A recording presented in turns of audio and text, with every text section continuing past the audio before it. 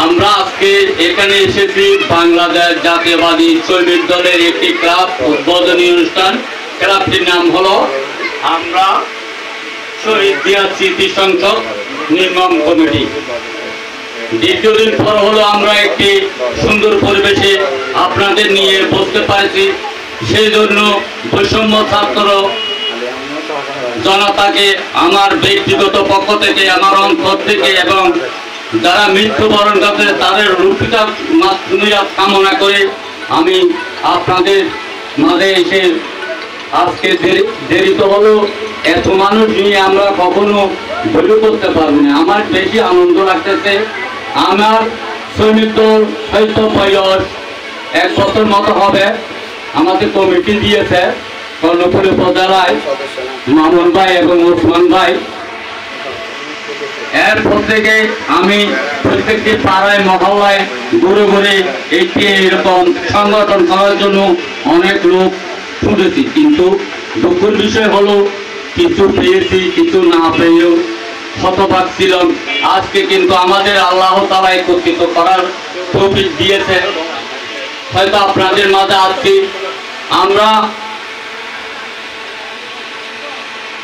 3 নম্বর ওয়ার্ডে এবং 1, 2, 3 উন্মুক্ততাকে club union বিভাগ ইউনিয়ন থেকে সবাই বসে আলাপ আলোচনা করে বক্তৃতা এবং এই সংগঠন কিভাবে আমরা চালাতে পারি আপনারা প্রতি শুক্রবারে একদিন করে বসবেন।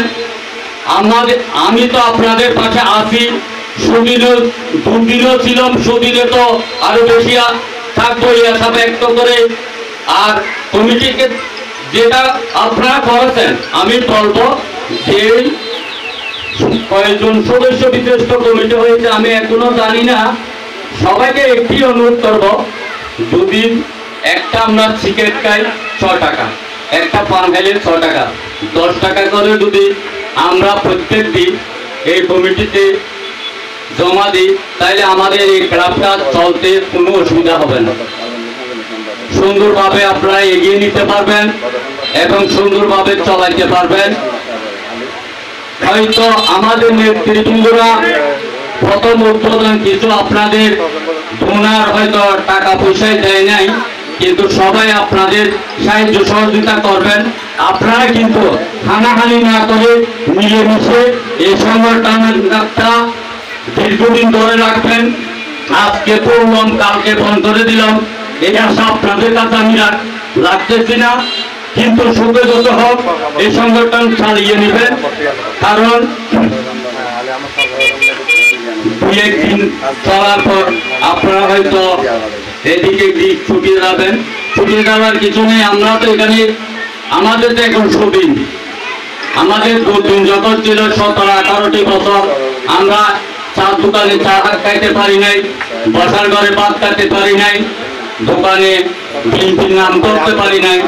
দীর্ঘদিন হবে আল্লাহর গজব নাযিল হয়েছে। হাসিনা আমাদের মহাসচিব যে কোনো একদিন বাংলাদেশে বিস্ফোরণ ঘটবে, ইনশাআল্লাহ বিস্ফোরণ ঘটাতে পিছনের দরজা দিয়ে শেখ হাসিনাকে পালিয়ে যেতে হয়েছে। আমাদের নেত্রী খালেদা বলেছিল আমরা আমার দেশ বাংলাদেশ, আমি বাংলাদেশের থাকবো, বাংলাদেশের মানুষকে ছেড়ে আমার বিদেশে কোনো ঠিকানা নাই, আমি বিদেশে যাব না। উনি অসুস্থ, উনিও জেলে ছিল এবং সারা জীবন আপনাদের জন্য যুদ্ধ করে গেছে। আপনারা সে কথা মনে রেখে আপনারা আজকে থেকে এই যুদ্ধ শহীদ করে আপনাদের দলকে সুসংগঠিত করে আমাদের 31 দফা বাস্তবায়নের লক্ষ্যে, বাস্তবায়ন হলো কে 31 দফা মানুষের সাথে হাতে হাত মিলিয়ে ঐক্য গড়ে তোলা। আগামীতে উপদেষ্টা কমিটি নির্বাচন দেবে, নির্বাচনে আমাদেরকে 2/3 ভোট নিয়ে সংসদ অধিবেশনে সরকার গঠিত করতে হবে। সেই জন্য পাড়ায় মহল্লায় মা বোনদেরকে বোঝাতে হবে একটি মোটা সেটি হলো ধানের শেষ, একটি মোটা সেটা ধানের শেষ। এরপরও আমাদের নেত্রী অসুস্থ আছে, আপনারা ওনার জন্য দোয়া রাখবেন। শুক্রবারে যখন আপনারা নামাজ পড়েন হয়তো চেষ্টা করবেন ওনার জন্য দূর হক, সুস্থতার জন্য নামাজ পড়বেন। আরেকটি কথা না বললে না হয়, দীর্ঘদিন আমাদের সাথে মামুন ভাই ছিল, মামুন ভাই আছে, মামুন ভাই থাকবে। মামুন ভাইয়ের জন্য যে কুচক্রী মহলরা উঠে পড়ে লেগেছে, ইনশাআল্লাহ মামুন ভাইয়ের কিছু ক্ষতি করতে পারবে না। মামুন ভাই আমাদের মাঝে ফিরিয়ে আসবে। মামুন ভাইকে যদি আমাদের ভারপ্রাপ্ত চেয়ারম্যান ইচ্ছা করলে পদবি থেকে বহিষ্কার করত, মামুন ভাইয়ের দোষ নাই, সেজন্য মামুন ভাইকে এসপদে দিয়েছে। মামুন ভাই যে দোষী সাব্যস্ত হয়েছে, উনি প্রায় 25 কিলোমিটার দূরে ছিল। মামুন ভাই ওখানে সম্পৃক্ত ছিল না, সেটা এরম ভাইও বলেছে, আবু সুফিয়ান ভাইও বলেছে। হয়তো আমাদের ভারপ্রাপ্ত চেয়ারম্যান তারেক রহমানের কেউ দুষ্কৃতী মহলে কেউ কিছু বলেছে, সেজন্য স্থগিত আদেশ দিয়েছে। শিগগিরই আমাদের মামুন ভাই আমাদের কাছে ফিরিয়ে আসে, আমাদের দলের হাল ধরবেন আগামীতে ইনশাআল্লাহ।